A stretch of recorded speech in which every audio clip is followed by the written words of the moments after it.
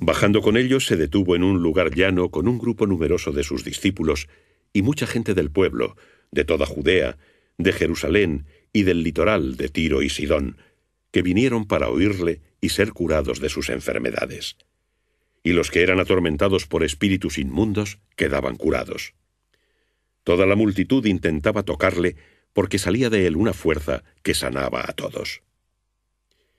Y él, alzando los ojos hacia sus discípulos, dijo: Bienaventurados los pobres, porque vuestro es el reino de Dios. Bienaventurados los que ahora tenéis hambre, porque seréis saciados.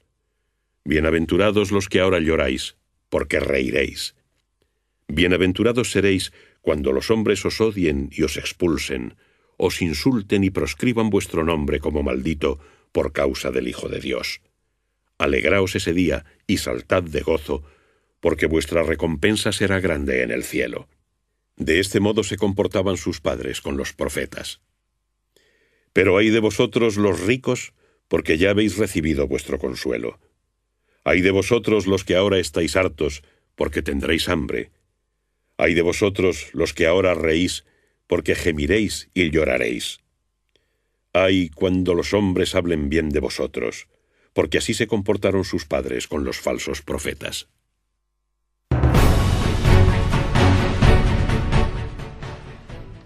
Pues ya hemos escuchado esto que conocemos como las bienaventuranzas. Y es bueno situar, como siempre, estas cosas en su sitio, porque leídas así en fragmento, pues claro, parece que de repente, de la nada, de repente se pone a decir esto. ¿Y esto por qué? Nos cuenta esto.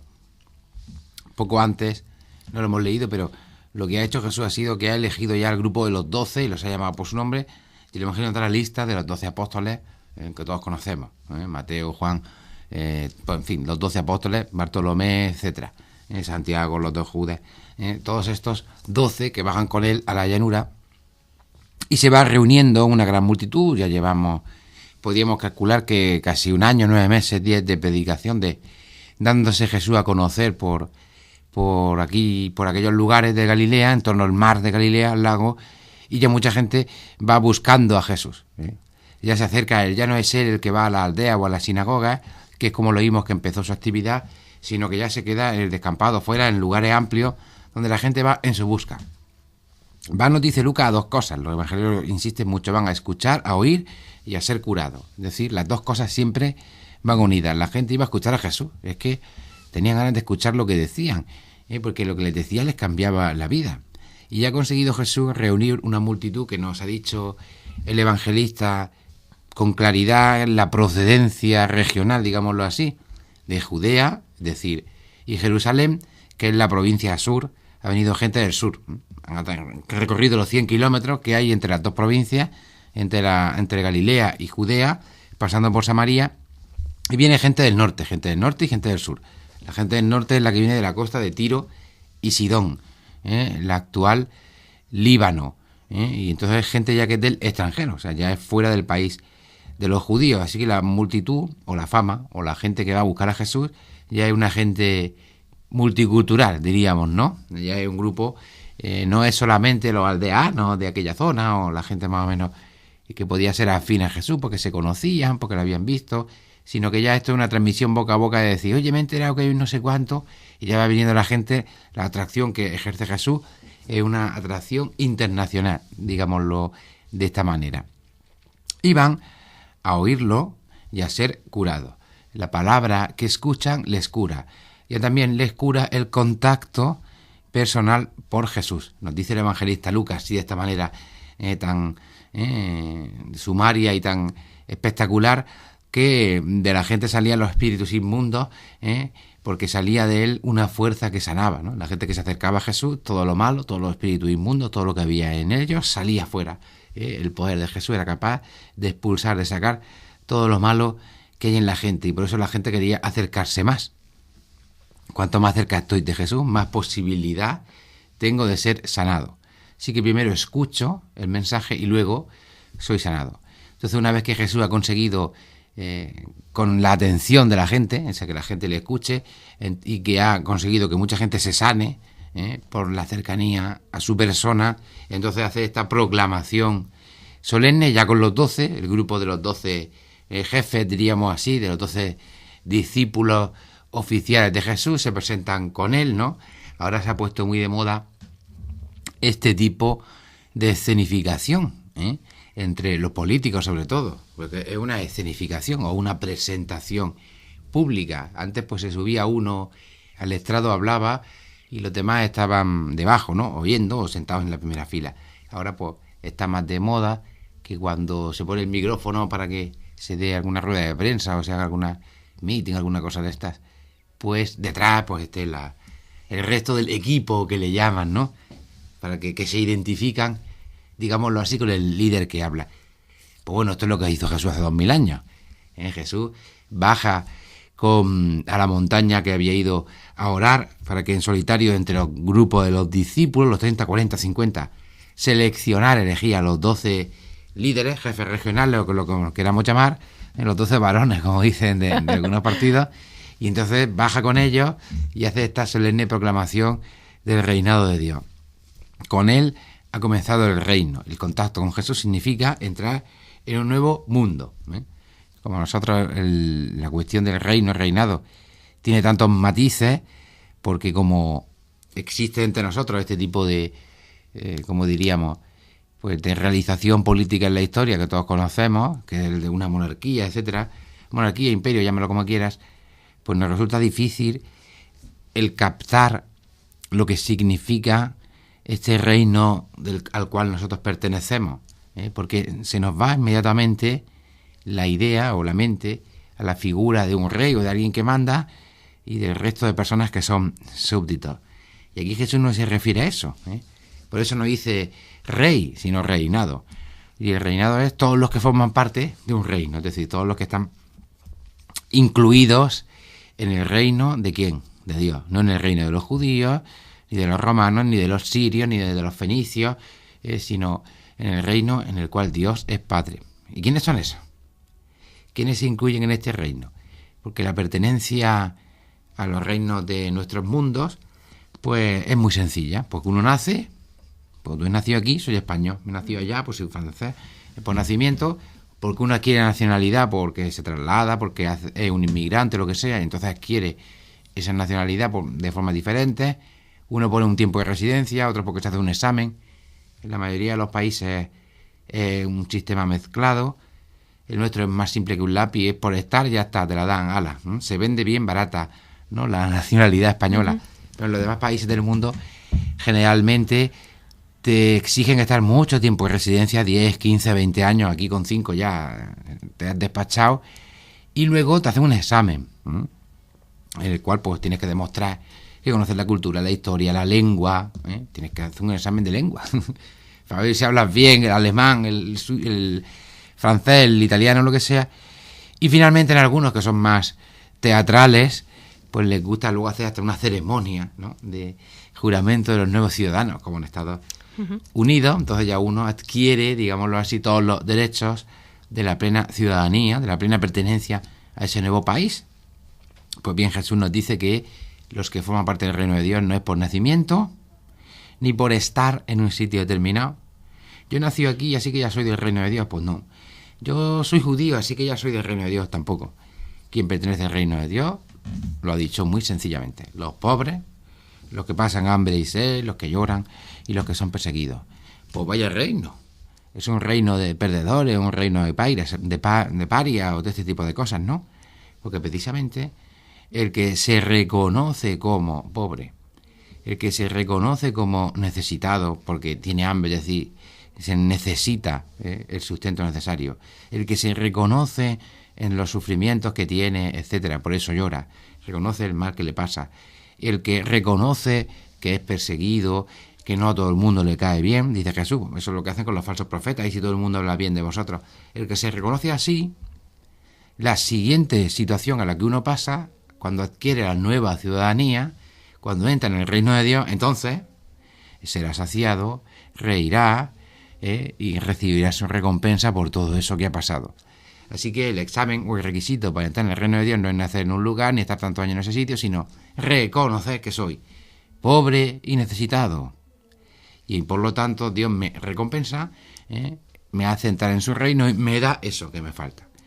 Y por eso añade añade Lucas, sin ningún tipo de dudas, que aquellos que dicen que no necesitan nada, los ricos, aquellos que dicen que ya lo tienen todo, los que están saciados, aquellos que dicen que la vida, que se lo pasan muy bien y que no tienen ningún sufrimiento y que todo es una maravilla, y aquellos que dicen que todo el mundo habla bien de ellos y que por lo tanto hablan ellos de sí mismos muy bien, yo soy estupendo, yo soy perfecto, pues esos, el futuro que tienen no puede ser otro que dejar de ser lo que se empobrezcan, que pasen hambre, que lloren, y que al final sean perseguidos. Así que se invierte las dos pertenencias o las dos formas de estar en el mundo. Así que si yo me reconozco pobre, sobre eso Mateo dice, cuando cuenta la bienaventuranza, bienaventurados los pobres en el espíritu, es decir, que lo reconocen, o de corazón si quieres, los pobres de corazón, porque de ellos es el reino de Dios. Así que la condición para adquirir, digámoslo así, esta nueva ciudadanía, para pertenecer al reinado de Dios, para sacarte este pasaporte, consiste en algo tan sencillo como la verdad. Reconoce quién eres. ¿Verdad que eres una persona que tiene muchas pobrezas y carencias y necesita curación, sanación? Eso es lo que iban a buscar. Por eso habéis venido, ¿no? Pues la tenéis. Solo tenéis que escuchar el camino que os lleva a esa sanación. Tenéis hambre, ¿verdad? Necesitáis tantas cosas. Hambre de justicia, hambre de... La otra bienaventuranza de Mateo son más explícitas, de paz, etcétera. ¿Verdad que queréis eso? Pues no os preocupéis porque seréis saciados, lo alcanzaréis. Pero yo no, a mí me digo cómo vaya el mundo. Pues si hay guerras, pues haya ellos que lo solucionen. Pues entonces en tu vida al final no habrá paz, habrá violencia. Que no quieres reconocer que eres débil, que lloras, es decir, que hay sufrimiento en la vida. Está la muerte, están esas enfermedades. Si hay que reconocer los fracasos, los errores, las equivocaciones. Entonces no te preocupes porque en el futuro la situación que ahora vives no va a ser para siempre, cambiará y por lo tanto al final reirás. O sea que Jesús lo que da es la esperanza de que de la situación en la que solemos vivir, que suele ser esta, si ponemos a Dios por Rey, si tenemos a Dios como Padre, pues entonces entramos en una nueva forma de vida donde eso no es lo permanente, sino que eso es lo que va a cambiar. Mientras que si no entramos en este reino de Dios, seguimos siendo de nuestros países, de nuestros mundos, de la forma de ser de nuestras sociedades, finalmente nunca seremos saciados, nunca seremos ricos, nunca nos hartaremos, nunca estaremos satisfechos, reiremos, nunca, siempre habrá algo que nos de tristeza, que nos tal, y por muy bien que hagamos todas las cosas, pues más, siempre tendremos enemigos que nos persiguen y nos odian. Así que decide del lado de quién te pones, porque conmigo serás sanado profundamente, porque la sanación que viene a traer Jesús viene del interior, el cambio viene de dentro, viene del corazón, viene del espíritu, y es el único cambio que verdaderamente permanece. Por eso ocurre que un creyente, un cristiano, una persona tiene una enfermedad y no se amarga, tiene alguna necesidad y no se agobia, porque sabe que al final saldrá de esa, porque sabe que encontrará la solidaridad de los hermanos, sufre alguna injusticia, alguna tal, y no se angustia porque sabe que al final la verdad se impone y que al final la justicia llegará, antes o después, y si no aquí, en el otro mundo, pero que al final la verdad y la justicia acaban imponiéndose. El tiempo, como decía aquel, es el que da y quita razones. Y por eso tanta gente se acerca a Jesús con ese interés. Yo quiero pertenecer a este reino. Yo quiero tener a Dios por Rey. Yo quiero ser bienaventurado, dichoso. Creo que se ha entendido, ¿no? Uh-huh. Con claridad, las bienaventuranzas que parecen tan difíciles de sacarle el sentido. Dice, madre mía, dice que uno tiene que estar contento porque es pobre y porque... Es que eso es lo que somos. No es que tenemos que ser pobres para... La gente lo entiende así. O ahora tengo que convertirme... Pues yo es que no tengo ninguna cosa de la que lamentarme, como que no. No es que ahora mismo esté llorando con una magdalena porque haya sufrido una catástrofe personal dura, pero si te fijas bien en tu vida, la verdad es que es para llorar. Es para llorar de las muchas cosas que te pasan, es verdad. Y dices que no tienes hambre porque lo tienes todo. Pues bueno, puede ser que no pases hambre física, que es verdad que tengas por un trabajo, alguna cosa que hambre no pases. Generalmente no pasamos hambre. Hay otros que sí que lo pasan en otros países del tercer mundo, etcétera. Pero de verdad que tú crees que has sido saciado, has encontrado la medida necesaria en todo lo que tú anhelas y deseas. De verdad que has encontrado la verdadera correspondencia, el perdón auténtico, pues quien diga que eso que sí, que venga, que me ponga de rodillas, porque vamos, es un santo aquí en la tierra, ¿no? Un ángel que baja del cielo. Pero ese es el error, ¿no?, que cometemos, que cuando pensamos en pobreza o en carencia, siempre de forma material, no de espíritu, ¿no? Sí, verdad, siempre nos fijamos en la cuestión material y pensamos que teniendo todas las cosas ya materiales solucionadas, entonces se oye, ¿no? Porque he perdido, vale, he perdido de repente el sonido. Sí, se le oye. Que si tenemos todas las cosas materiales, entonces es que ya está solucionando nuestra vida. Bueno, pero es que nuestras sociedades opulentas, ya llevamos no sé cuántas décadas con todo el problema del hambre en nuestro país, se solucionó hace 50 años, 60, y seguimos estando insatisfechos e infelices. Vamos a ver, esta es la confirmación de la bienaventuranza. La gente antiguamente o anteriormente o en décadas anteriores, yo no me voy a hace siglos, me voy hace 50 años nada más, a 30, 40, que incluso en los peores años de la guerra, con todo lo que supone una guerra, porque una guerra es el desmantelamiento del sistema, es decir, el que no te vale el dinero que tienes, aunque tengas un saco de billetes, ya no vale, lo puedes tirar porque ya no vale el dinero, no puedes comprar nada. No hay tiendas, no hay abastecimiento porque no hay distribución. Todo lo que ocurre cuando hay una guerra, se cortan las carreteras, etcétera. Porque en eso en que la gente tenía que sobrevivir con lo que sacaba del bancar y poco más, ¿no?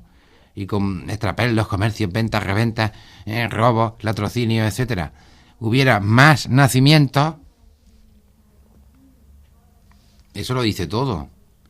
Era una sociedad que aún creía en la vida, que valía la pena, porque sabía que se iba a salir de esa situación y que aquello se iba a acabar y que España iba a mejorar, terminara como terminara aquello.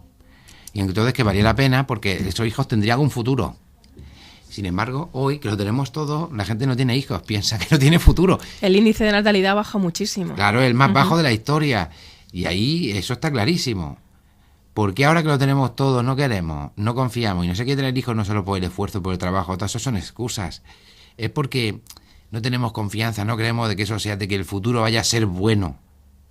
¿Por qué? Si la gente en situaciones catastróficas tenía clara conciencia de que el futuro iba a ser mejor. A nosotros tenemos tenemos nuestra seguridad social, la educación gratuita, todo, ¿eh? Y sin embargo, no estamos saciados. ¿Por qué? Porque ya no somos pobres de espíritu, porque ya no reconocemos nuestras debilidades. Por ejemplo, uno de los datos más significativos de nuestra sociedad, por ejemplo, es que la muerte se oculta. Porque la muerte es un gran sufrimiento, entonces la muerte se oculta. Eso se ve en que se velaba antes a la gente en su casa, era una cosa lógica y típica en todos los pueblos y tal, y que eso ha desaparecido prácticamente, ¿no? Y si alguien lo quiere hacer, pues, le parece que es de mal gusto y que, pues no sé por qué, porque el lugar donde uno se tiene que despedir es donde uno ha vivido. Tiene que ser algo muy normal y natural. Yo no sé por qué esas prevenciones y esas tonterías de que, ay, en la casa y tal. Los chinos lo explican diciendo muy sencillamente de que las hojas del árbol siempre caen junto a las raíces. Siempre caen de donde han nacido, vuelven al sitio donde salieron. El árbol crece, brota, salen las hojas y finalmente caen, ¿dónde? Pues debajo del árbol, junto a las raíces donde nacieron, ¿no? De donde salió todo. Entonces debería ser, o deberíamos de tomar como algo natural, el terminar la vida donde uno la empezó. Y por eso es verdad que mucha gente pide, cuando ya intuye y tal, que sea en tu casa, que no en el hospital, ¿no? Y el velatorio y todo eso también se tendría que hacer en la casa. Lo que pasa es que a lo mejor ahora por cuestiones más bien de espacio y todo eso no se hace, pero eso haría que fuera algo más natural y que aceptáramos como algo real o algo auténtico el sufrimiento que trae la separación, la muerte, etcétera. Y no intentáramos ocultarlo y apartarlo en las sépticas salas con un cristal que parece una pecera. Esto es una cosa tremenda, ¿no? Como si fuera una especie de cuarentena, como si se nos fuera a contagiar algún virus, no, alguna cosa. Es como si quisiéramos decir, hay una frontera, hay una barrera, nosotros no queremos que eso nos toque. Pues nos va a tocar igual, ¿no? Falta esa naturalidad, ¿no? de la vida. Por eso hoy tantas cosas vienen tan envasadas. Es una cosa que me llama muchísimo la atención. tanto envase, tanto precinto, tanto no sé cuánto, tanto para llevar dentro una patata, es una cosa tremenda. Desde siempre la patata ha ido rodando en un saco de un lado para otro y no ha pasado nada, ¿no? Entonces, pues, es ese querer protegernos, el establecer barreras impenetrables, que hace que estemos aislados y que efectivamente tengamos siempre una sensación de insatisfacción porque nos vemos continuamente amenazados. Estamos siempre amenazados por algo. Todo nos amenaza, la enfermedad, el no sé cuánto, el no sé qué.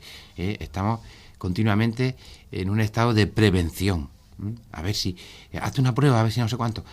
Estamos siempre previniéndonos contra el mal porque, lo que dice la bienaventuranza, nos consideramos ricos, hartos, saciados y llenos y tenemos miedo a perderlo.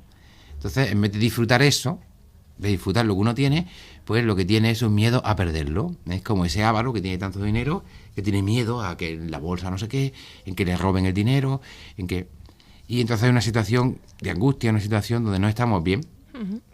Siempre consideramos que nos falta algo, que tal, que cual, porque no queremos entrar en una nueva dinámica. Que en mi vida ya reine, esto del reino de Dios, reine la realidad, la verdad de otra manera. Empezando de abajo hacia arriba, desde la realidad de quién soy, reconociendo mi pobreza, mis necesidades, mis tristezas, mis carencias, y entonces, ¿cómo cambiaría la vida? Nadie es perfecto, y todos tenemos, voy a poner un ejemplo, digamos, más de relación social, natural que cada uno tiene, ¿no? Que es la cuestión de los temperamentos personales. Pues cada uno es como es. Todos nacemos, hay 4 grandes temperamentos, el lírico, el tal, el cual, no voy a meterme en esto. Yo sé que hay personas que son más activas, digámoslo así, más dadas a hacer cosas, y gente pues más pasiva que, en fin, pues le da todo un poco igual y para que vaya a algún sitio tienes que decirse 1000 veces, por favor, de salir hoy, vámonos.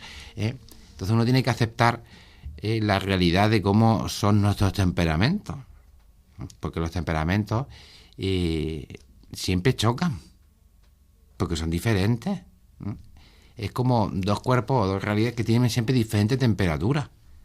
Y por lo tanto, siempre influye el uno al otro de alguna forma. El más caliente al frío, el frío al más caliente, el frío al más caliente. Entonces nuestros temperamentos son así.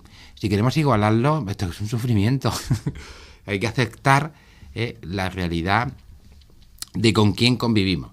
Sus formas de ser, pinchosas, y que como nos empeñemos en cambiarlas va a ser peor. Lo que vamos a producir va a ser una reacción alérgica. Entonces, el aceptar esas limitaciones nuestras propias de cada día es complicado, Mucho.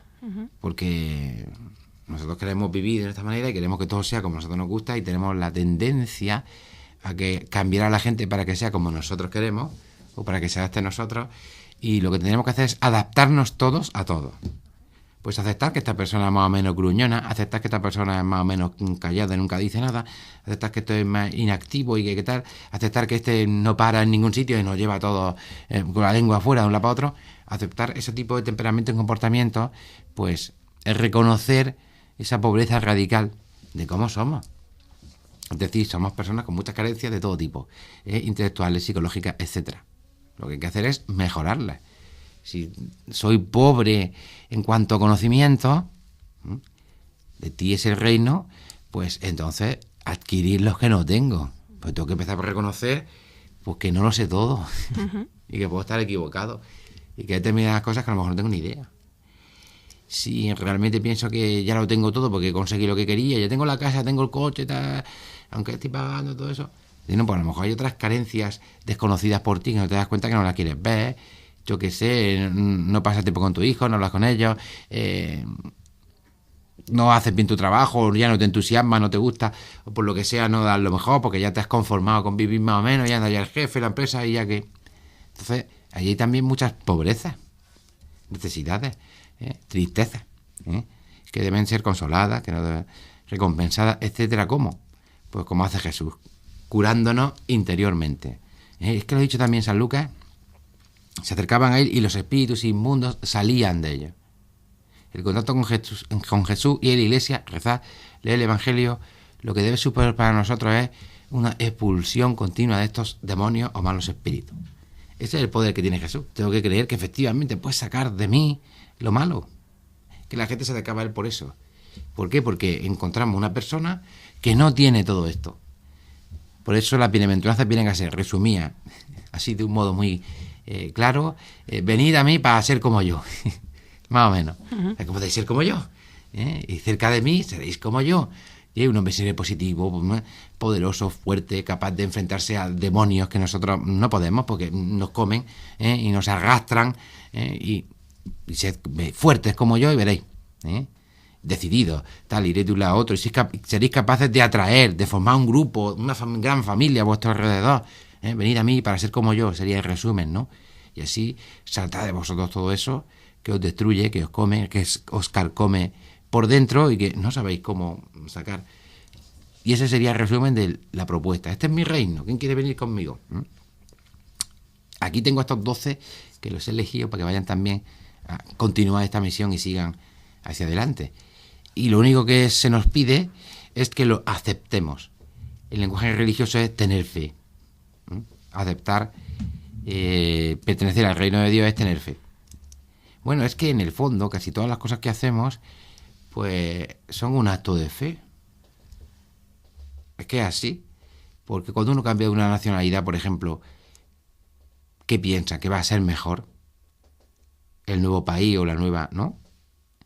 Pero claro, va a ser mejor, ya veremos, ¿no? Y si las cosas cambian.